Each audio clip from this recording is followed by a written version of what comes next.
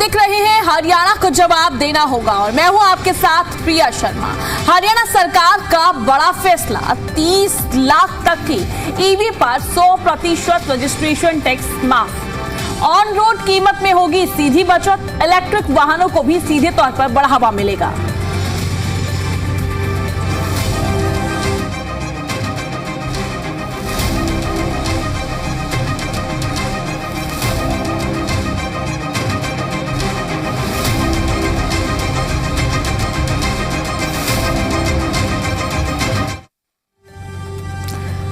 अब हरियाणा में ईवी का दौर, सीधे तौर पर टैक्स में भी छूट। अगर आप हरियाणा में इलेक्ट्रिक कार खरीदने की सोच रहे हैं तो एक खबर आपके लिए बहुत बड़ी राहत लेकर आने वाली है।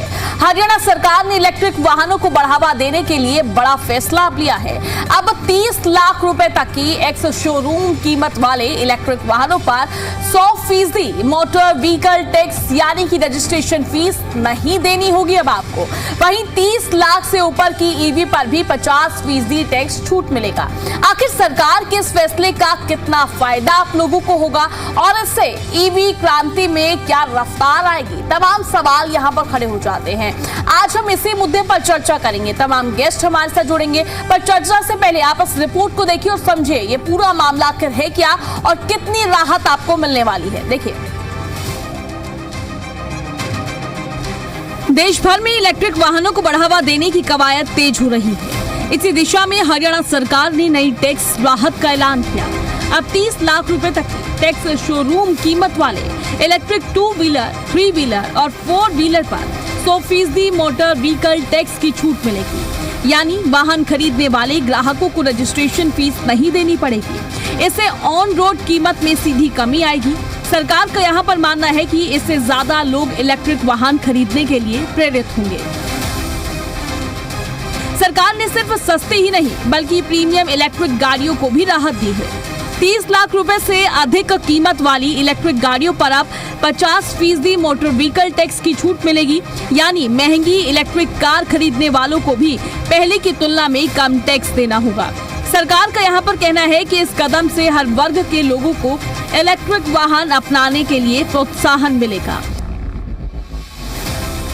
30 लाख रुपए तक के एक्स शोरूम मूल्य वाले 2, 3 और 4 पहिया इलेक्ट्रिक वाहनों के नए पंजीकरण पर मोटर वाहन कर में 100% छूट देने की प्रस्ताव को मंजूरी की है। इसके अलावा 30 लाख से ऊपर की कीमत के वाहनों को 50% की छूट मिलेगी जो इलेक्ट्रिक व्हीकल है। नई नीति में महिलाओं के लिए भी खास प्रावधान किया गया है। अगर कोई महिला अपने नाम पर 20 लाख रुपए तक की एक्स शोरूम कीमत वाला नॉन ट्रांसपोर्ट है तो उसे मोटर व्हीकल टैक्स में 1% अतिरिक्त छूट मिलेगी। सरकार का उद्देश्य महिलाओं को अपने नाम पर वाहन खरीदने के लिए प्रोत्साहित करना और उनकी आर्थिक भागीदारी को मजबूत करना है। माना यह जा रहा है कि इससे महिला वाहन मालिकों की संख्या में भी इजाफा होगा। राज्य में महिलाओं के नाम पर खरीदे और रजिस्टर्ड किए जाने वाले नॉन ट्रांसपोर्ट वाहनों पर वर्तमान मोटर वाहन पर 1% की छूट दी जाएगी। अगर महिला के नाम के ऊपर कोई व्हीकल लेते हैं तो उसके ऊपर 1% की छूट दी जाएगी। अब तक हरियाणा में इलेक्ट्रिक वाहनों पर केवल 20% टैक्स छूट मिलती थी, लेकिन अब इसे बढ़ाकर 100% तक कर दिया गया है। हालांकि सीएनजी वाहनों पर पहले की तरह 20% टैक्स छूट जारी रहेगी। सरकार का यहाँ पर दावा है कि इस फैसले से प्रदूषण कम होगा, पेट्रोल और डीजल पर निर्भरता घटेगी और राज्य में स्वच्छ परिवहन को बढ़ावा मिलेगा। साथ ही ऑटोमोबाइल सेक्टर में भी नई मांग पैदा होने की उम्मीद है। हरियाणा सरकार का दावा है कि नई टैक्स छूट से इलेक्ट्रिक वाहन आम लोगों की पहुंच में आएंगे और प्रदूषण कम करने में मदद मिलेगी। लेकिन इस योजना की असली सफलता इस बात पर निर्भर करेगी कि चार्जिंग नेटवर्क, बैटरी की उपलब्धता और ईवी इंफ्रास्ट्रक्चर कितनी तेजी से विकसित होता है। ब्यूरो रिपोर्ट, जी मीडिया। अब इस मुद्दे पर तमाम सवाल भी खड़े हो जाते हैं। एक एक करके सभी सवाल आपकी टीवी स्क्रीन पर फ्लैश होंगे। आज उन्हीं सवालों पर चर्चा करेंगे। सवाल नंबर 1, क्या ईवी पर टैक्स छूट गेम चेंजर है? सवाल नंबर 2, क्या अब लोग पेट्रोल छोड़ ईवी अपनाएंगे क्या? सवाल नंबर 3, क्या सिर्फ टैक्स छूट में ईवी क्रांति आएगी? सवाल नंबर 4, महिलाओं को अतिरिक्त छूट कितना असर अब करती हुई नजर आएगी? सवाल नंबर 5, क्या हर राज्य को ऐसी ईवी पॉलिसी लानी चाहिए? अब ये तमाम सवाल यहां पर खड़े हो जाते हैं। देखिए, एक एक करके सभी सवाल आपकी टीवी स्क्रीन पर फ्लैश हो रहे हैं और सवाल खड़े होना भी लाजमी हो जाता है। जिस तरीके से अब देखिए सीधे तौर पर ये बड़ी राहत देने का कार्य हरियाणा सरकार की तरफ से किया जा रहा है। अब सवाल यहां पर यह है, क्या सरकार तैयार है इस पूरी पॉलिसी को लेकर? फिलहाल अब इसी मुद्दे पर हम चर्चा करेंगे। चर्चा में हमारे साथ तमाम गेस्ट जुड़ चुके हैं। भारतीय जनता पार्टी से प्रवक्ता संदीप हिंदुस्तानी, कांग्रेस पार्टी से प्रवक्ता हरपाल कलामपुरा जी और साथ ही आईएनएलडी से प्रवक्ता विजेंद्र रेड्डी जी और ईवी विशेषज्ञ सुनील सुखीजा जी हमारे साथ जुड़ गए हैं। सबसे पहले तो आप सभी मेहमानों का पैनल में बहुत बहुत स्वागत है। चर्चा की शुरुआत भारतीय जनता पार्टी के प्रवक्ता से ही करना चाहूंगी। संदीप जी, फिलहाल मैं आपसे जानना चाहूंगी, ये जो पॉलिसी आप लेके आए हैं ईवी पॉलिसी, इससे कहीं ना कहीं प्रदूषण से भी राहत मिलेगी और जो पेट्रोल डीजल को लेकर चर्चाएं चलती हैं वहां से भी छुटकारा मिलता हुआ नजर आएगा। पर क्या अभी सरकार तैयार है? इतने जो है आप सीधे तौर पर चार्जिंग पॉइंट्स हरियाणा में है कि लोगों को परेशानी का सामना ना करना पड़े। जी संदीप जी नमस्कार। आपको, आपके सभी दर्शकों को मेरी आवाज पहुंच रही है आप तक?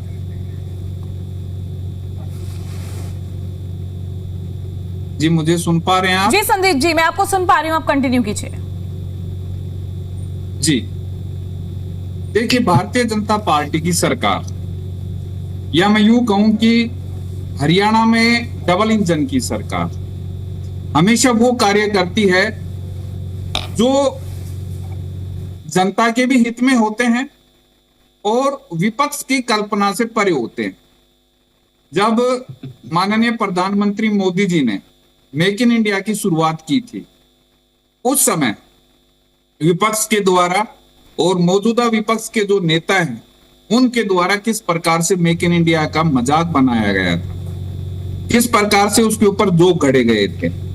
लेकिन इसी मेक इन इंडिया की बदौलत आज हिंदुस्तान पूरी दुनिया में मोबाइल मैन्युफैक्चरिंग में वर्ल्ड में दूसरे नंबर पे है और अगर ऑटोमोबाइल इंडस्ट्री की मैं बात करूं तो वर्ल्ड में तीसरे नंबर पे हमारा स्थान आता है। अभी कुछ दिन पहले आपने देखा होगा कि इस हरियाणा की धरती से हिंदुस्तान की पहली हाइड्रोजन ट्रेन अगर चलाने का काम किया तो हमारी सरकार ने किया और वो जो हाइड्रोजन ट्रेन बनी है उसमें मेक इन इंडिया की कितनी बड़ी भूमिका है, उसमें आत्मनिर्भर भारत की झलक दिखाई देती है, विकसित भारत की झलक दिखाई देती है। ग्रामीणों में, आम जनता में भी ये है कि भाई पानी से रेल चला दी, तो ये वो काम है जो विपक्ष की कल्पना से परे है। डिजिटल पेमेंट सिस्टम में आज हिंदुस्तान दुनिया को लीड कर रहा है। ये सब चीजें वो हैं जिसकी कभी कल्पना नहीं की जा सकती थी। आज हम जिसकी बात कर रहे हैं, आज हम जिस ईवी के ऊपर डिस्कस कर रहे हैं, तो ईवी के बारे में भी विपक्ष ने अलग अलग तरीके की बातें करने की कोशिश की, जनता को भ्रम में रखने की कोशिश की। लेकिन हमारी सरकार ने इनोवेशन किस प्रकार से किसी भी इंडस्ट्री में हो और उस इनोवेशन से हरियाणा के लोगों का हित किस प्रकार से हो सके, इसके ऊपर सरकार 24/7 माननीय मुख्यमंत्री नायब सिंह सैनी जी के नेतृत्व में काम कर रही है। अब चूंकि ईवी को बढ़ाना है, ईवी सेक्टर में जिस प्रकार से आप देखते हैं कि जो दुनिया का सबसे रईस इंसान है उसकी कंपनी के शेयर टेस्ला के आज पूरी दुनिया में सबसे ज्यादा है, जो इलेक्ट्रिक व्हीकल्स बनाने का काम करती है। हिंदुस्तान में, हरियाणा में हमारी सरकार ने अब ये लेके आई है कि 30 लाख रुपए तक के जो व्हीकल्स होंगे, इलेक्ट्रिक व्हीकल्स होंगे, उसके ऊपर रजिस्ट्रेशन टैक्स नहीं लगेगा। सही मायने में अगर हम बताएं तो जनता की जेब में इनडायरेक्टली 2 लाख रुपए से 2.5 से 3 लाख रुपए तक डालने का काम हमारी सरकार के माध्यम से हुआ है। 30 लाख तक की लिमिट में। इसमें आप इलेक्ट्रिक स्कूटर्स भी ले सकते हैं, स्कूटी भी ले सकते हैं, 10 लाख तक के व्हीकल्स भी ले सकते हैं, 20 लाख के भी ले सकते हैं, 2 व्हीलर भी ले सकते हैं, 3 व्हीलर्स भी ले सकते हैं, 4 व्हीलर्स भी ले सकते हैं। तो किस प्रकार से एक आम आदमी के हित को ध्यान में रख के सरकार योजनाएं बनाती है, इसके साथ साथ जो पर्यावरण और जिसको लेके हमारी सरकार ने एक लक्ष्य रखा है कि 2070 तक जो कार्बन इमिशन है उसको हम किस प्रकार से जीरो करेंगे। तो उसी में रेलवे ने एक महत्वपूर्ण योजना निभाई, हाइड्रोजन ट्रेन चला के हरियाणा की धरती से। लेकिन ऑटोमोबाइल के सेक्टर में भी किस प्रकार से हम इस चीज को कम से कम कर सकते हैं कि पर्यावरण का जो प्रदूषण है उसके ऊपर रोक लगे, वो थमे, उसमें सरकार की तरफ से क्या भूमिका हो सकती है, सरकार प्रदेशवासियों को क्या बेनिफिट्स दे सकती है। तो प्रदूषण की समस्या से जो आज हमारा दिल्ली एनसीआर का गुरुग्राम, फरीदाबाद, सोनीपत, पानीपत का जो एरिया जो हम दंश झेल रहे हैं, कहीं ना कहीं उसके ऊपर भी इसका बहुत बड़ा फर्क पड़ेगा। बिल्कुल संदीप जी, आपने सही कहा, कहीं ना कहीं फर्क तो पड़ेगा इस पॉलिसी के आने के बाद। अब मैं ईवी एक्सपर्ट के पास भी जाना चाहूंगी, सुनील सुखीजा जी जुड़े हुए हैं। सुनील जी, फिलहाल मैं आपसे समझना चाहूंगी, उसके बाद मैं विपक्ष पर लौटूंगी। जो ये अब हरियाणा सरकार की तरफ से ईवी पॉलिसी को बढ़ावा दिया जा रहा है, ये कितना फायदेमंद जो है आम जनता के लिए होती हुई नजर आएगी? जी सुनील जी।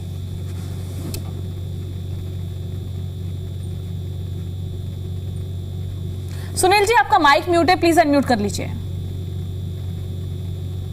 जी शुक्रिया। मैं कहना चाहूंगा कि सबसे पहले EV is the need of the hour, कि आज की अगर हम अपनी एनवायरनमेंट की बात करें या ट्रैफिक की बात करें या दूसरे मुद्दों की बात, ईवी हमारी सबसे बड़ी जरूरत है आज की।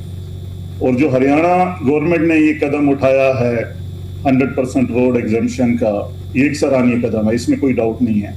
मैं तो ये कहूंगा कि ये कदम पहले उठ जाना चाहिए था, पहले होना चाहिए था। बिकॉज अगर हम ईवी की सक्सेस की बात करते हैं तो एक छोटा सा प्रयास है, छोटा सा एक स्टार्टिंग कदम है। और ऐसे गवर्नमेंट को जो है इसके साथ साथ बड़े सारे और दूसरे कदम उठाने पड़ेंगे, बहुत सारे स्टेप्स उठाने पड़ेंगे। टैक्स कम करना लोगों पे के लिए अच्छा है, सेविंग है। जैसे संदीप जी ने बताया, ये सेविंग अगर हम स्टार्टिंग की बात करें 5-6 लाख रुपए की गाड़ी से लेके 30 लाख तक हम जाते हैं, सो करीब 40-50 हजार से लेके 3 लाख तक की सेविंग है डिफरेंट स्लैब्स में, जो एक सराहनीय कदम है। एक आम उपभोक्ता को जो है एक ये मोटिवेट करेगा कि हम ईवी की तरफ जाएं। और जो आज की डेट में जरूरत इसलिए है कि जिस तरीके से पोल्यूशन बढ़ रहा है, गैस एमिशन की बात होती है, और सबसे बड़ा जो एक और फैक्टर है कि हमारी फ्यूल डिपेंडेंसी जो हम इंपोर्ट करते हैं, उसमें भी ये बड़ा मेजर इम्पैक्ट है। जो हमारा एक गैस एमिशन, कार्बन फुटप्रिंट है, उसके लिए भी ईवी की सक्सेस, ईवी जितनी ईवी गाड़ियां हमारी रोड पे हों बेटर है, आज की रिक्वायरमेंट है। अगर हम दूसरे कंट्रीज में देखते हैं, चाइना और दूसरे डेवलप्ड कंट्री यूरोप में, तो इंडिया के मुकाबले वहां पे ईवी काफी आगे है। तो गवर्नमेंट को जो है इस तरीके से स्टेप लेके ईवी को सक्सेस बनाना बहुत जरूरी है। बट साथ में मैं ये भी कहूंगा कि इन फैसिलिटीज के अलावा जो एक सबसे बड़ा और चैलेंजेस है आज की डेट में, मान लिया गवर्नमेंट ने ये टैक्स एग्जम्पशन दिया, तो अगर मेरे से सवाल पूछा जाएगा कि क्या मैं ईवी में जाऊंगा, या मेरी तरीके दूसरे कुछ लोगों से, कुछ लोग कह सकते हैं हाँ, बट मेरा सबसे बड़ा सवाल होगा शायद मैं नहीं जाऊं। बिकॉज ईवी के लिए इंपोर्टेड एक और पार्ट होता है जिसको हम ईवी इंफ्रा बोलते हैं, चार्जिंग स्टेशंस। आज अगर मैं एक ईवी की गाड़ी लेता हूं जिसकी 300, 400 तो 500 की माइलेज आती है, जनरली क्या होता है 500-600 अगर क्लेम करते हैं तो वो 70-80% तक का रियल माइलेज आती है, 400 के करीब आती है। अगर मैं गाड़ी लेता हूं और मैं यहाँ से नियरेस्ट सिटी जाता हूँ, चंडीगढ़, जयपुर, तो एक मन में अप्रहेंशन होता है। और होता क्या है, ऐसा कुछ प्रैक्टिकल केसेस हुए हैं जो मैंने ऑब्जर्व किए हैं कि यहाँ से गाड़ी गई और वो जयपुर तक पहुंची या थोड़ा आगे सिटी तक गई, चार्जिंग स्टेशन की वजह से वहां फैमिली को वेट करना पड़ा, ऑप्शन देखने पड़े, रास्ते में चैलेंजेस आए।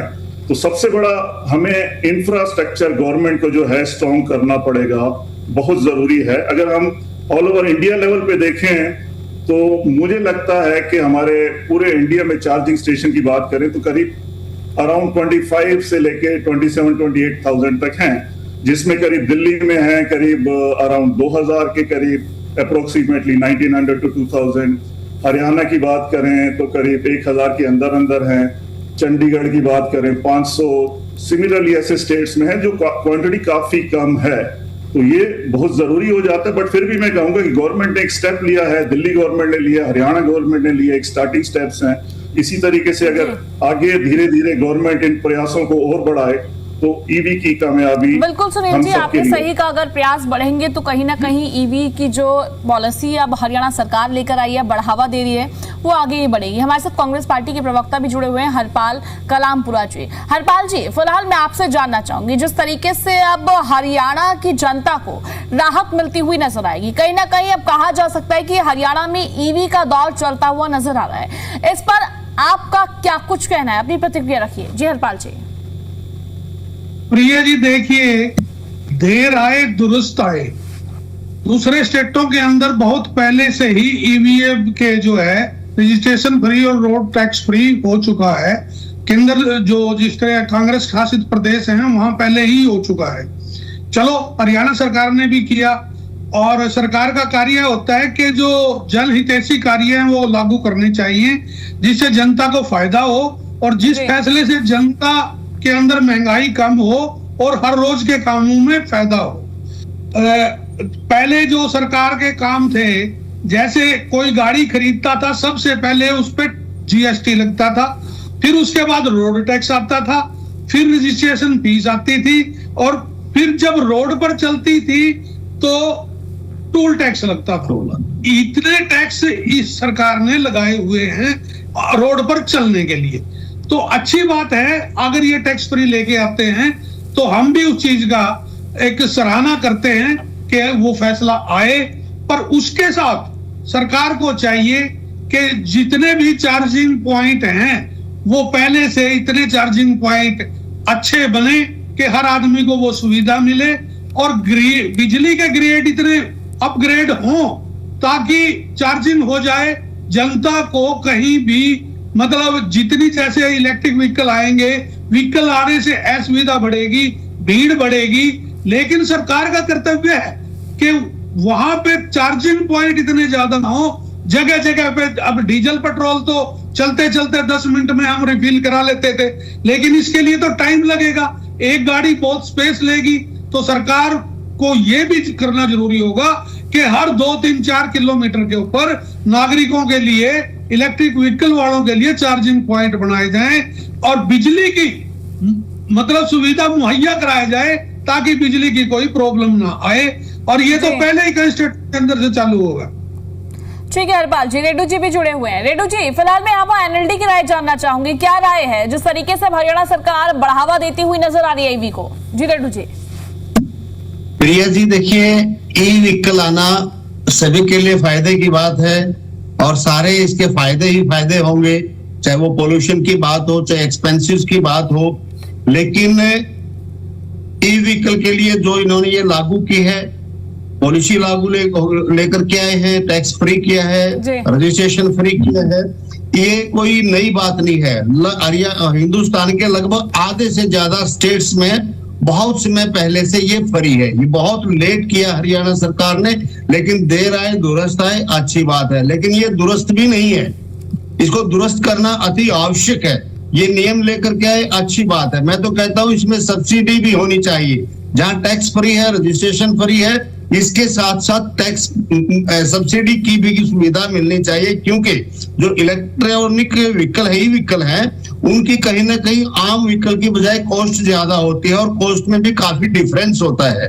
तो वहां भी सरकार को सब्सिडाइज इसको करना चाहिए ताकि लोग इसकी तरफ भागे। और इसमें जो बड़ा परिवर्तन की आप बात कर रहे हो, जो बड़ा परिवर्तन होगा, वो परिवर्तन तब आएगा जैसे अभी आपके सामने स्पष्ट रूप से सुखीजा जी ने बोला, और मैं भी बोल रहा हूं, मैं ई व्हीकल की तरफ तभी जाऊंगा तब मुझे सामने खड़ी हुई प्रॉब्लम दिखाई दे रही है, जो वो लगेगा कि ये प्रॉब्लम तो सॉल्व हो चुकी है। और वो प्रॉब्लम ये है कि कहां पर गाड़ी को चार्ज करवाना पड़ जाए, वहां सुविधा मिले या ना मिले। जैसे आज हर कदम पर पेट्रोल पंप मिल जाते हैं। रिजर्व में लगते ही ये होता है कि चलो 10 मिनट के बाद जो है ना पेट्रोल पंप आ जाता है, मिलेगा। इसी प्रकार से चार्जिंग पॉइंट्स जो है उनको पहले से एडवांस में सरकार जब तैयार कर लेगी तभी लोग ई व्हीकल की तरफ दौड़ेंगे।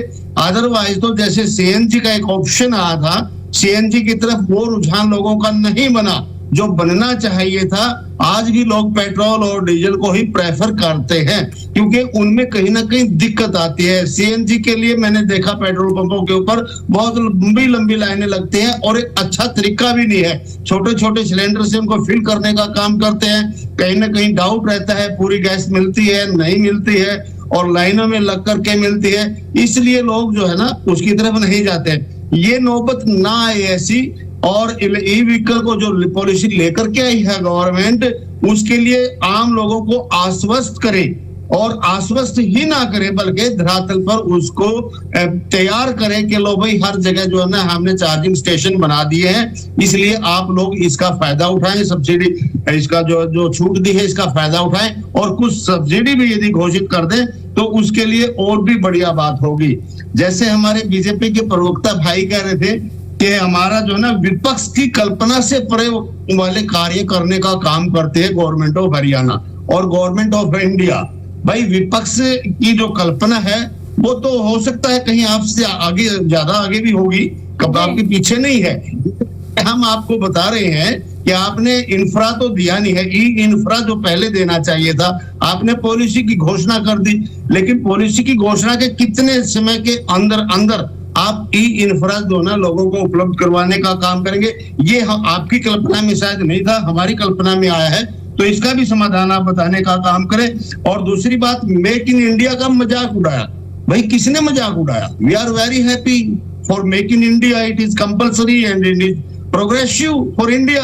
आप मेक इन इंडिया जितना बनाए उतनी अच्छी बात है। कौन सा विपक्ष ऐसा था जिसने इसका विरोध किया होगा कि मेक इन इंडिया नहीं होना चाहिए? हम तो बहुत पहले, हम तो कहते हैं कि रूसी राष्ट्रपति के आगे दबना भी नहीं चाहिए, ये हमारी कल्पना में है। जिस प्रकार से अमेरिका के राष्ट्रपति डोनाल्ड ट्रंप जिस प्रकार से हमारे ऊपर धमकी भरे लहजे में बात कर रहे हैं, तो हमारी कल्पना में है ये कि ऐसा नहीं होना चाहिए। हम रूस अमेरिका से पूछ करके हमारे बिजनेस नहीं करेंगे।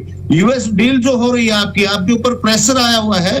यूएस डील में जिस प्रकार से एग्रो सेक्टर को आप इन्वॉल्व कर रहे हैं और उनकी कंडीशन को मान रहे हैं, वो हमसे टैक्स लेंगे, हमारे को टैक्स नहीं देंगे, ये भी हमारी कल्पना में है। इसको भी आप मत मानना कि विपक्ष की कल्पना से बाहर है, विपक्ष समझता है इन बातों को। बिल्कुल रेड्डू जी, ठीक है रेड्डू जी, ठीक है, मैं आती हूँ। ठीक है संदीप जी, आप काफी देर से बोलने का प्रयास करें, आपके पास मैं आऊंगी। उससे पहले मैं सुनील जी के पास जाना चाहूंगी। सुनील जी, सबसे पहले तो मैं आपसे जानना चाहूंगी, आप देखिए ईवी एक्सपर्ट हैं, अगर कोई भी इलेक्ट्रिक व्हीकल खरीदता है तो उनको किन बातों का ध्यान रखना चाहिए? और साथ ही इसमें एक और सवाल मैं ऐड करना चाहूंगी, अगर हम लॉन्ग रूट की बात करें तो क्या ये भरोसेमंद व्हीकल होगा? जी सुनील जी। देखो जी, मैंने पहले भी कहा कि लॉन्ग रूट की बात करें तो it is a question mark, big question mark. Although let me also say कि अभी इंप्रूवमेंट है, चार्जिंग पॉइंट जो है ओवरऑल अगर देखें नेशन वाइड तो थोड़े से बढ़ रहे हैं, प्राइवेट पब्लिक दोनों में इंक्रीज हो रहे हैं, बट स्टिल लॉन्ग रन में तो there is a big concern. Long run के लिए तो मैं ओके नहीं कर सकता, बट शॉर्ट टर्म्स के लिए 300-400 किलोमीटर में जो है इट इज ए वाइबल। और खासकर वाइबल ऐसा भी है दोनों चीजों से, जैसे अभी हमारे एक दूसरे साथी ने बताया कि वाइबिलिटी एक इंडिविजुअल की वाइबिलिटी पे भी डिपेंड करता है, यूजर पे। अगर मैं गाड़ी खरीद रहा हूं तो मैं मेरा इकोनॉमिक्स देखूंगा मैं कि कितना कम से कम मैं सेव कर सकता हूं, तो उसके लिए ईवी एक बहुत बड़ा अच्छा ऑप्शन है कि वी मस्ट गो। टोटलिटी में देखें, yes price is a big part, price is number 1 and then comes के हमारे पास फैसिलिटी क्या है, चार्जिंग स्टेशन। एंड दूसरी बात, सब्सिडी की बात भाई ने बोली, वो भी ठीक है, बिकॉज इनकी ईवी की व्हीकल्स की कॉस्ट थोड़ी ज्यादा होती है नॉर्मल उससे, तो टोटलिटी में सिर्फ टैक्स एग्जम्पशन से काम नहीं चलेगा। गवर्नमेंट को इन टोटलिटी नेशन वाइड, हम हरियाणा गवर्नमेंट की बात नहीं कर रहे, किसी स्टेट की बात नहीं कर रहे, गवर्नमेंट को अगर ईवी पॉलिसी को प्रमोट करना है, इन टोटलिटी जो है इसको कस्टमर को जो है यूजर को बेनिफिट देना पड़ेगा, और वो बेनिफिट सिर्फ price is one part, government को टोटलिटी में देखना पड़ेगा। अब आप समझिए सबसे इंपॉर्टेंट पार्ट क्या है ईवी का, बैटरी। बैटरी इज जिस लिथियम आयन बैटरी आज की डेट में लगती है, और लिथियम आयन बैटरी जो है टोटल कार का अगर कॉस्ट देखें approximately is 50% of the cost, 40 to 50, 55% इस रेंज में आता है अलग अलग व्हीकल्स का। और 50% कॉस्ट जो है और उस पर हमारी डिपेंडेंसी है। We do not produce this product lithium battery in India. आज तक लिथियम बैटरी स्टार्ट हुए कम से कम जो इंडिया में यूज या वर्ल्ड वाइड यूज हो रही है 15 साल से ज्यादा, 20 साल के करीब हो गए हैं। और इंडिया में आज की डेट में एक भी कंपनी नहीं है जो लिथियम सेल, जो इसका मेन प्रोडक्ट होता है, लिथियम बैटरी बनती है असेंबली ऑफ लिथियम सेल्स, तो एक भी कंपनी नहीं है जो लिथियम सेल्स प्रोड्यूस करे। आज की डेट में एक दो कंपनीज इस प्रोसेस में हैं, एक्साइड, अमर राजा और कुछ और, बट अभी आज की डेट में ऊपर नहीं हुआ। सो गवर्नमेंट को चाहिए इसकी R&D पे इस काम करना है। इसकी बैटरी की जो लिथियम बैटरी है इसकी R&D पे जब तक गवर्नमेंट एक लार्ज स्केल पे उसको विजन लेके और इन्वेस्ट करके नहीं चलेगी तो इसकी प्राइस वायबिलिटी नहीं बन सकती। और प्राइस वायबिलिटी जब तक नहीं बनेगी तो इसके सक्सेस के चांस कम है। So it is very important कि सारा जो खेल है ये गवर्नमेंट के ऊपर से, अगर हम कंट्रीज देखते हैं चाइना या दूसरे कंट्रीज, वहां गवर्नमेंट ने इतने बड़े मास लेवल पे सब्सिडीज दी हैं कंपनीज को, सेल बनाने वाली कंपनीज को, बैटरी बनाने वाली कंपनीज को, यूजर्स को, हर लेवल पे वो फैसिलिटीज दी गई है। आप चाइना में अगर आप जाके देखेंगे, I have been travelling to China many times, अभी मैं लास्ट मंथ भी था, वहां जो एक अच्छी कार जो यहाँ इंडिया में 30-35 लाख की कार बिकती है, वहां 20 लाख रुपए में ईवी कार है। तो ये सारे फैक्टर्स जो हैं बड़े इंपॉर्टेंट हैं। तो इसकी सक्सेस के लिए सबसे बड़ा जो काम है गवर्नमेंट को करना पड़ेगा। जी ठीक है सुनील जी। संदीप जी अब रखिए आप अपनी बात को। जी देखो, मैंने सभी को सुना जी। सभी की चिंता है इंफ्रास्ट्रक्चर को लेके कि इंफ्रास्ट्रक्चर उस हिसाब से डेवलप नहीं हुआ है। सरकार पॉलिसी ले आई है। मैं बताना चाहूंगा कि जब हमारी सरकार आई उस समय रेलवे में जो टोटल इलेक्ट्रिफिकेशन हुआ था वो हार्डली 15 से 20% हुआ था। और अगर मैं हरियाणा की बात करूं तो हरियाणा में मुश्किल से 4 से 5% इलेक्ट्रिफिकेशन हुआ था रेलवे का। पिछले 12 सालों में हमारी सरकार में रेलवे का 99% इलेक्ट्रिफिकेशन हो चुका है। और अगर मैं हरियाणा की बात करूं तो हरियाणा में 100% इलेक्ट्रिफिकेशन हो चुका है। कुछ क्षेत्र बचते हैं जो पहाड़ी क्षेत्र है। तो ऐसा नहीं है कि सरकार का ध्यान किसी चीज पे नहीं है, और सरकार कोई पॉलिसी बनाती है, कोई योजनाएं बनाती है तो उसके इंप्लीमेंटेशन पे, उसके इंफ्रास्ट्रक्चर के ऊपर सरकार का ध्यान नहीं होता। सरकार उसके ऊपर भी वर्किंग कर रही है और सरकार अभी प्रोत्साहित कर रही है, जबरदस्ती नहीं है, प्रोत्साहित कर रही है। अब प्रोत्साहन में क्या क्या है, जैसे हमारे हरियाणा रोडवेज में बसें चलती, डीजल की बसें, और अलग से सरकार ने एक निर्णय लिया कि रोडवेज के बेड़े में 500 इलेक्ट्रिक बसें शामिल की जाएंगी। वो काम शुरू हुआ, वो अभी चल रहा है, बसें भी शामिल हो गई है। इसी प्रकार से अगर चार्जिंग पॉइंट की बात कर रहे हैं तो अभी सरकार ने इस बजट में भी ये शामिल किया था कि जो इलेक्ट्रिक व्हीकल्स के लिए चार्जिंग स्टेशंस बनेंगे उसके ऊपर सरकार काम करेगी। और आज के दिन हरियाणा में अप्रोक्स 800 चार्जिंग स्टेशंस हैं, ऑलरेडी 800 के आसपास बने हुए हैं, जिसमें हमारा जो दिल्ली एनसीआर का क्षेत्र है, गुड़गांव की मैं बात करूं, फरीदाबाद की बात करूं, मानेसर की बात करूं, रोहतक की बात करूं, इधर सोनीपत, पानीपत की अगर मैं बात करूं, तो ये जो मुख्य इस तरीके के बड़े शहर हैं, यहाँ पे सभी पे चार्जिंग स्टेशन लगे हुए हैं। टोटल की मैंने आपको बताया लगभग 800 चार्जिंग स्टेशन है। लेकिन ऐसा बिल्कुल भी नहीं है कि 800 बना दिए और इसके बाद हट जाएंगे।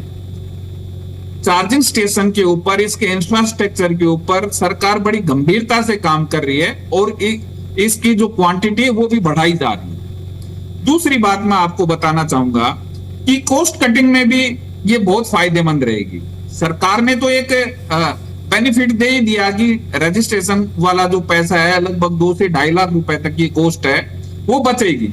इसके साथ साथ अगर हम डीजल से कंपेयर करेंगे इलेक्ट्रिक व्हीकल्स को, तो डीजल में जहां पर किलोमीटर लगभग 8 से 10 किलोमीटर की कॉस्ट आती है, वहां इलेक्ट्रिक व्हीकल में 1 रुपए की कॉस्ट आती है। तो जहां आपका महीने का खर्चा पहले 15,000 रुपए था, 20,000 रुपए था, वो 1500 से 2,000 रुपए तक सिमट के रह जाएगा। इसका ये भी एक बहुत बड़ा फायदा है। तो सरकार की तरफ से जो पहल कर सकते हैं वो की जा रही है। तीसरी बात मैं बताता हूं, सरकार ने बजट में यह भी प्रावधान किया है कि हम ईवी पार्क बनाएंगे।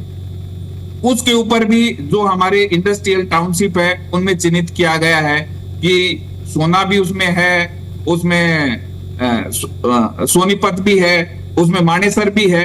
इस तरीके से जो निवेश है इलेक्ट्रिक व्हीकल्स जैसे बढ़ेगा तो इसके लिए निवेश की अगर बात है तो निवेश के ऊपर भी सरकार की काफी बातें चल रही है। अभी लिथियम बैटरी की बात की सुनील जी ने, तो इनको मैं बताना चाहूंगा कि हरियाणा के सोना में अभी पिछले कुछ समय पहले ही लिथियम बैटरी बनाने वाली कंपनी है एटीएल, उसने इन्वेस्ट किया है लगभग 3 से 5 हजार करोड़ रुपए का और वो प्रोजेक्ट शुरू हो चुका है, तो वो इसी से संबंधित ही है। तो सरकार की तरफ से जो जो प्रयास किए जा सकते हैं सरकार उस पे बड़ी गंभीरता से काम भी कर रही है और इंफ्रास्ट्रक्चर को बेहतर करने के लिए जो भी सरकार की तरफ से बेहतर हो सकता है उसके ऊपर सरकार पुरजोर काम कर रही है, तो इनको भरोसा रखना चाहिए। एक और मैं बात जो हम चर्चा कर रहे हैं कि पोल्यूशन की, तो एक चीज से तो ये सभी सहमत है कि जब इलेक्ट्रिक व्हीकल्स आएंगे तो पोल्यूशन जो आज हमारी एक सबसे बड़ी समस्या है उसमें कितना बड़ा फायदा होने वाला है, इस चीज को कोई भी नकार नहीं सकता।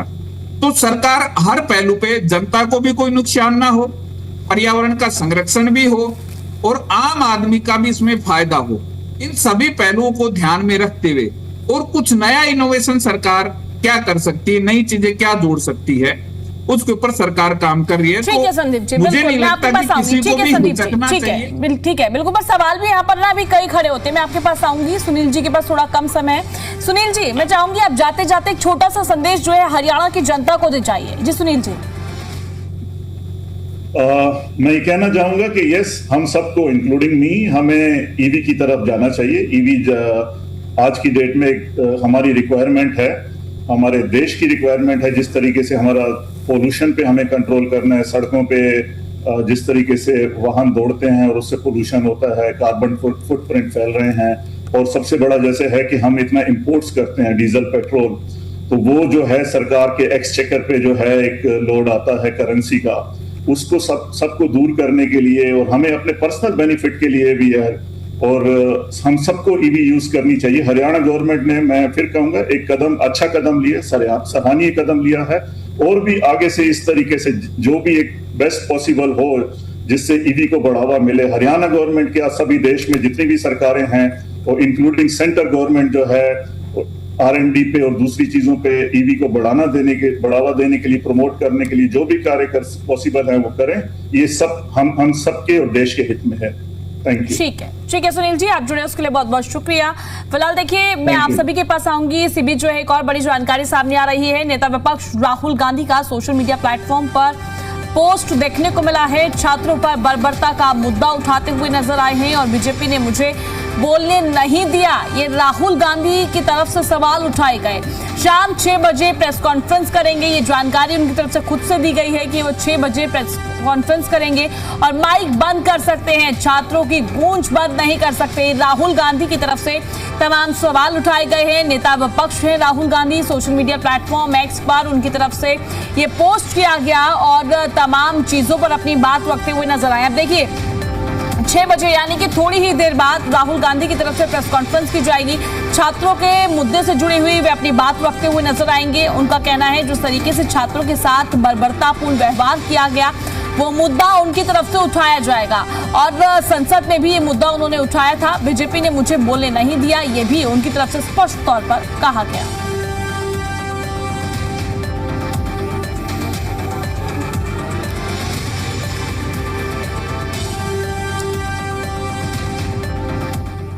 ठीक है, इसी के साथ चर्चा में वापस लौटेंगे। हमारे साथ हमारे सभी मेहमान जुड़े हुए हैं, पर अभी इसी वक्त जो है हमारे साथ ईवी एक्सपर्ट मनीष चौहान जी भी जुड़ गए हैं। मनीष जी, आपका बहुत बहुत स्वागत है चर्चा में। और संदीप जी, मैं आपसे ही सवाल करना चाहूंगी, उस समय पर मैंने आपको इंटरप्ट किया था। देखिए संदीप जी, पर कहीं ना कहीं बिल्कुल सराहनीय पहल है, सरकार की तरफ से अपनाई गई है।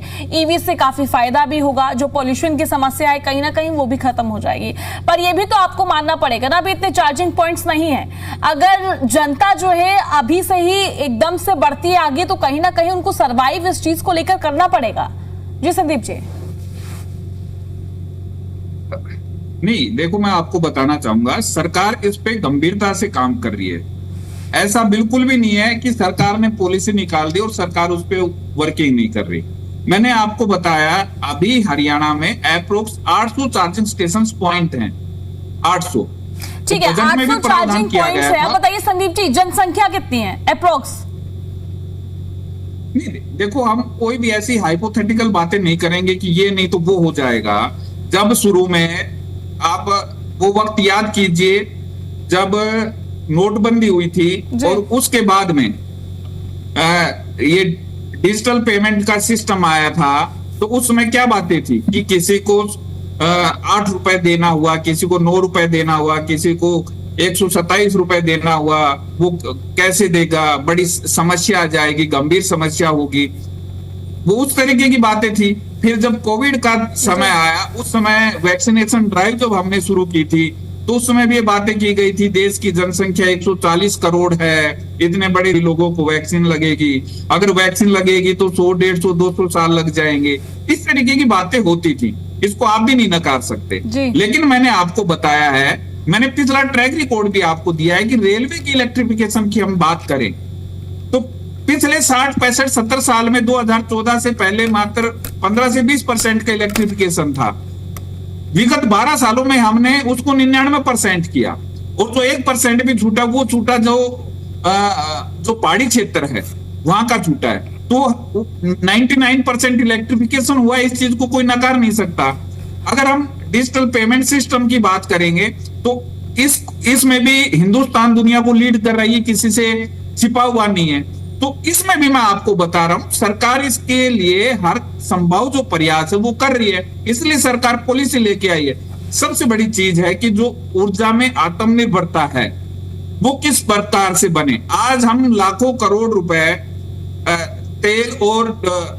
तेल को इंपोर्ट करने में लगा देते हैं, पेट्रोल डीजल के लिए दे देते हैं, तो आप सोचिए कि कितना पैसा हमारे देश का बचेगा, और इसके साथ साथ जनता का कितना फायदा होगा, इसके साथ साथ पर्यावरण को कितना फायदा होगा। तो क्या सरकार इन चीजों पर विचार नहीं कर रही? सरकार 100% इसके ऊपर विचार कर रही है। तभी मैंने आपको बताया हमारे तो बजट में प्रावधान है कि हम ईवी पार्क बनाएंगे, हम सोलर पार्क बनाएंगे, उनके ऊपर वर्किंग चल रही है, जगह भी देख ली गई है। जो चार्जिंग स्टेशन वाली चीज है, आज से 6 महीने पहले कितने चार्जिंग स्टेशन थे, आज कितने हैं, वो संख्या उतनी तो नहीं है, वो डेफिनेटली संख्या बढ़ी है। उसके बाद ये आपने देखा होगा जब सरकार ने इतना बड़ा निर्णय लिया है कि जो रोडवेज बसें हैं उसमें डीजल की बसें नहीं रहेंगी, उसमें हमने इलेक्ट्रिक बसों को शामिल किया है। तो अगर इसमें कहीं दिक्कत होती, इसमें अगर कहीं कोई परेशानी होती, तो सरकार ये इतना बड़ा रिस्क कैसे ले लेती? व्यवस्थाएं हैं, इंफ्रास्ट्रक्चर है, तभी तो सरकार ने ये पहल की है। तो अभी सरकार ने ये कहा है कि देखो, सबसे पहले तो बात क्या है कि जो इलेक्ट्रिक व्हीकल है इसको अमीरों का व्हीकल माना जाता था कि भाई ये तो गाड़ियां 50-60 लाख रुपए से नीचे की गाड़ियां ही नहीं आती। तो सबसे बड़ी चीज तो इसमें क्या हुई है कि जो भी इसमें इलेक्ट्रिक व्हीकल्स में जो काम करने वाली ऑटोमोबाइल्स कंपनियां हैं, उनकी रिसर्च डेवलपमेंट की टीम है, उन्होंने कितनी बड़ी वर्किंग की है कि इसको एक आम आदमी भी इसको खरीद सकता है इलेक्ट्रिक व्हीकल को। ये सबके लिए गौरव का पल है। जिसको सिर्फ अमीरों की गाड़ी बोला जाता था, उसको आगे का आम आदमी भी खरीद सकता है। अब आम आदमी को कोई ज्यादा तकलीफ ना हो तो उसके लिए सरकार ने रजिस्ट्रेशन जो फीस है उसको माफ कर दिया, उससे जनता का ही फायदा होगा। मैंने बताया 30 लाख रुपए तक लगभग 2 से 2.5 लाख रुपए का फायदा होगा। इसके अलावा अगर महीने में 15,000 20,000 रुपए का डीजल पेट्रोल अगर उसका लगता था, तो यहाँ पे उसका 1500 से 2,000 रुपए का लगेगा। आप सोचिए मतलब कितना बड़ा चेंज है ये, कितना बड़ा रिवॉल्यूशन है ये। तो आने वाले समय में जब आप इसको देखेंगे तो इसके बहुत अच्छे सुगंध परिणाम आपको देखने को मिलेंगे।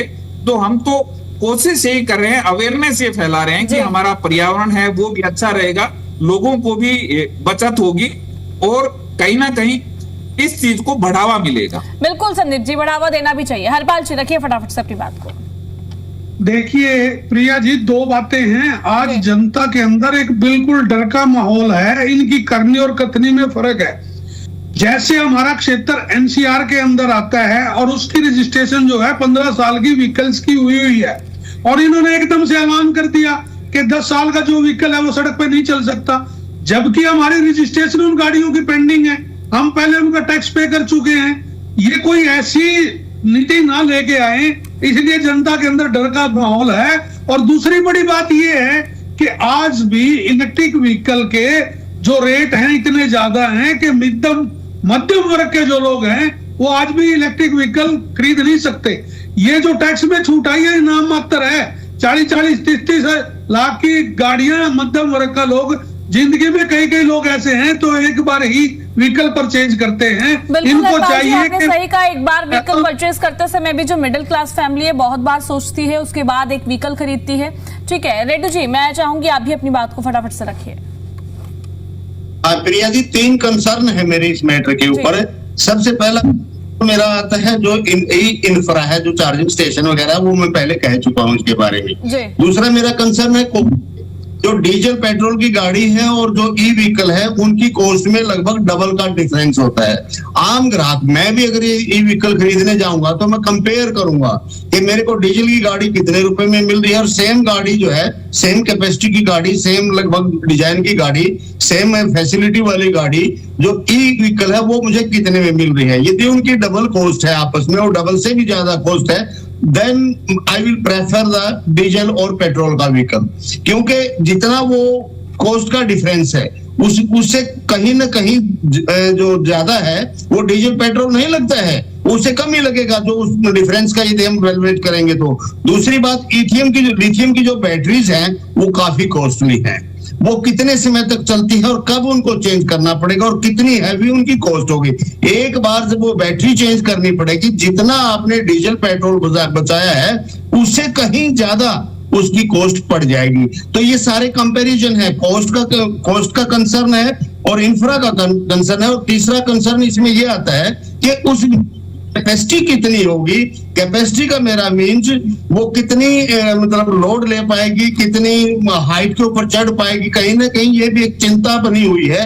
जो ई व्हीकल है और डीजल व्हीकल है इनकी पावर में भी बड़ा डिफरेंस होता है।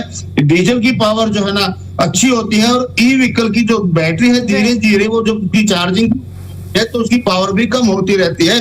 और एक स्टेप ऐसा आता है कि वो जो रेंग करके चलने लग जाती है, यानी कि 100 की स्पीड वाली गाड़ी यदि 50-60 की मैक्सिमम चलेगी तो वो भी इसके ऊपर कंसर्न है। इन सारी बातों को दूर करेगी सरकार तो लोग जरूर इसकी तरफ भागेंगे। वास्तव में ई व्हीकल एक बहुत अच्छी बात है, बहुत अच्छी सोच है। इसलिए तो सरकार को इसकी कैपेसिटी के बारे में, इसके ऊपर जो कॉस्ट की सब्सिडी के बारे में और इंफ्रा के बारे में, ई इंफ्रा के बारे में अपनी पोजीशन क्लियर करना है। ठीक है रेड्डू जी, ठीक है। मनीष जी भी हमारे साथ जुड़े हुए हैं। मनीष जी, मैं आपसे जानना चाहूंगी, अगर कोई भी व्यक्ति पहली बार ईवी की ओर स्विच करना चाहता है तो उसको किन बातों का सबसे पहले ध्यान रखना चाहिए ईवी व्हीकल खरीदने से पहले? जी मनीष जी। मैम देखिए, सबसे पहले तो मैम कोई भी अगर पहला फर्स्ट बार मैम जो भी गाड़ी आज की डेट में इलेक्ट्रिक व्हीकल खरीदने के लिए मैम सोच रहे हैं तो उसकी सबसे पहले उनको किन चीजों को सोचना चाहिए, वो सबसे पहले अपनी सेविंग्स के बारे में सोचता है। अब वो सेविंग्स जैसे कि अभी हमें अभी सुनने को मिला है कि भी इलेक्ट्रिक व्हीकल और डीजल व्हीकल्स के अंदर खर्चा ज्यादा है और वो डबल रेट है। तो सबसे पहले अगर अब देखा जाए तो अगर आज की डेट में कोई पेट्रोल गाड़ी या डीजल गाड़ी लेता है तो पेट्रोल गाड़ी का जो प्राइसिंग है पर किलोमीटर जो है वो 7 से 10 रुपए किलोमीटर पड़ता है और वहीं पर ही डीजल गाड़ी का जो प्राइसिंग है पर किलोमीटर वो पड़ता है 4 से 5 रुपए। अगर कोई इंसान 20,000 किलोमीटर एक साल के अंदर गाड़ी चलाता है तो ईवी गाड़ी लेने के बाद वो पूरे साल में 1 लाख रुपए बचत करता है। तो और उसके साथ ही साथ अगर ये बेनिफिट अगर एक नए कस्टमर को बताया जा रहा है तो ईवी इंडस्ट्री इसी वजह से ग्रो कर रही है एक नए कस्टमर के लिए भी। अभी जो बेनिफिट्स जैसे कि अभी सर ने बोला यहाँ पर कि भी कितनी उसकी लाइफ रहेगी, आज की डेट में जितनी भी ईवीज गाड़ियां मार्केट में कोई भी कंपनी अगर बेच रही है, चाहे वो टाटा है, चाहे वो BYD है, विनफास्ट है, कोई भी ब्रांड की, महिंद्रा ब्रांड है, तो उनकी मिनिमम टू मिनिमम 8 साल की उनकी गाड़ियों की वारंटी है और साथ ही साथ 1,60,000 किलोमीटर की उनकी किलोमीटर की वारंटी आ रही है। लेकिन हाल ही अभी कई कंपनीज ऐसी हैं जो कि अनलिमिटेड ईयर्स की वारंटी दे रही है अपनी ईवी बैटरीज की, जैसे कि 15 साल के लिए गाड़ियों की हमारी जो है गाड़ी की पासिंग होती है तो वही पासिंग जो है 15 साल तक आपकी गाड़ी वारंटी है, जो कि पेट्रोल और डीजल गाड़ी ये वारंटी कहीं पर भी किसी भी ब्रांड के अंदर आज की डेट में नहीं मिलती है। ठीक है तो ये मनीष जी, सबसे बड़ा एक ठीक है। सेटिस्फैक्टरी, बिल्कुल आपने सही कहा। मैं आपसे एक और चीज यहाँ पर पूछना चाहूंगी, जो ईवी बैटरियों की अगर हम बात कर रहे हैं, अगर मैं इसके रिसाइकलिंग प्रोसेस के बारे में बात करूं तो ये पर्यावरण के लिए कितनी सुरक्षित है? मैम देखिए, ईवी रिसाइकलिंग का जो साइकिल है मैम, जी। वो सबसे मेन, अगर आप देखें कि वो बैटरी की जो आफ्टर जो व्हीकल की जो लाइफ टाइम वारंटी 15 साल तक दे रहे हैं हम, तो सबसे पहले तो मैम उसकी सेकेंड लाइफ यूसेज का जो अगर मैं बात करूं तो 70-80% जो है ओरिजिनल कैपेसिटी जो बैटरी की वो रहती है वो जिंदा रहती है। 100% बैटरी कभी भी रिसाइकल नहीं होती है। 100% क्यों नहीं बैटरी पूरी की पूरी रिसाइकल होती है? बिकॉज उसका रीजन ये है कि आपकी 100% बैटरी कभी खराब होगी नहीं। उसके अगर आपकी गाड़ी के अंदर लिमिट अगर 10 सेल लगाए गए हैं तो 10 में से 3 या 4 सेल्स होंगे जो कि 100% खराब होंगे, और 6 से 7 जो सेल्स हैं वो फिर भी अलाइव रहेंगे। तो वो 10 में से 5-6 सेल्स जो है कंपनी चेंज कर रही है, और उनका रिसाइकलेबल प्रोसेस जो है गवर्नमेंट की तरफ से जो है वो लिथियम, निकल और कॉपर, ग्रेफाइट एंड एल्यूमिनियम जो भी रिकवरेबल इसके अंदर से एलिमेंट्स निकलते हैं, वो सारे के सारे रीमैन्युफैक्चरिंग होके वो जो है दोबारा से बैटरीज के अंदर डाले जा रहे हैं। तो इसका भी प्लानिंग जो है सभी स्टेट्स इस हिसाब से कर रही है कि भी हमें रिसाइकलिंग के अंदर हमें रिसोर्सेज कम से कम लगाने पड़ते। जी मनीष जी, एक और सवाल मैं आपसे पूछना चाहूंगी। अभी आपने बैटरी की लाइफ को लेकर जिक्र किया था कि 8 साल की मैक्सिमम जो होती है, उसको मेंटेन कैसे किया जाए, इसको लेकर भी आप हमारे दर्शकों को जानकारी देना चाहें तो। मैम देखिए, उसका सबसे पहले तो मेंटेन का ये है कि भी आप अपनी ईवी व्हीकल्स को जितना हो सके अपना घर पर चार्ज करें, क्योंकि घर पर जो है जब आप चार्ज करेंगे तो वहां पर जो है आपका एसी करंट जो है आपकी गाड़ी को जो है चार्ज करता है, जो कि आपकी गाड़ी जो है उससे आपकी बैटरीज की लाइफ जो है बढ़ती है, बैटरी सेल्स की। और हालांकि अब अगर मैं आज की डेट में अगर गाड़ी खरीदता हूँ और मेरा 3 महीने में कोई टूर रहता है, तो उस बीच में अगर मुझे फास्ट चार्जिंग करनी भी पड़ जाए तो मेरी गाड़ी के बैटरी के ऊपर उतना ज्यादा इफेक्ट नहीं आएगा। लेकिन यहाँ पर मेरा सुझाव सभी दर्शकों को ये है कि भाई ज्यादा से ज्यादा कोशिश करें कि आप अपनी गाड़ी को होम चार्जर्स पे ही चार्ज करें, जिससे आपकी बैटरी की लाइफ जो है वो बढ़ती रहे। ठीक है मनीष जी, हरपाल जी, रेडू जी और साथ ही संदीप जी, आप सभी हमारे साथ चर्चा में जुड़े और आज इस महत्वपूर्ण मुद्दे पर आपने चर्चा की, अपना समय दिया, उसके लिए बहुत बहुत शुक्रिया। फिलहाल देखिए, आज हम बात कर रहे हैं ईवी व्हीकल्स को लेकर। जिस तरीके से हरियाणा सरकार की तरफ से अभी बड़ी राहत हरियाणा की जनता को दी गई है, आज इसी मुद्दे पर हमने सत्ता पक्ष, विपक्ष, साथ ही ईवी एक्सपर्ट की भी राय जानी। फिलहाल समय हो चुका है एक ब्रेक का। नमस्कार।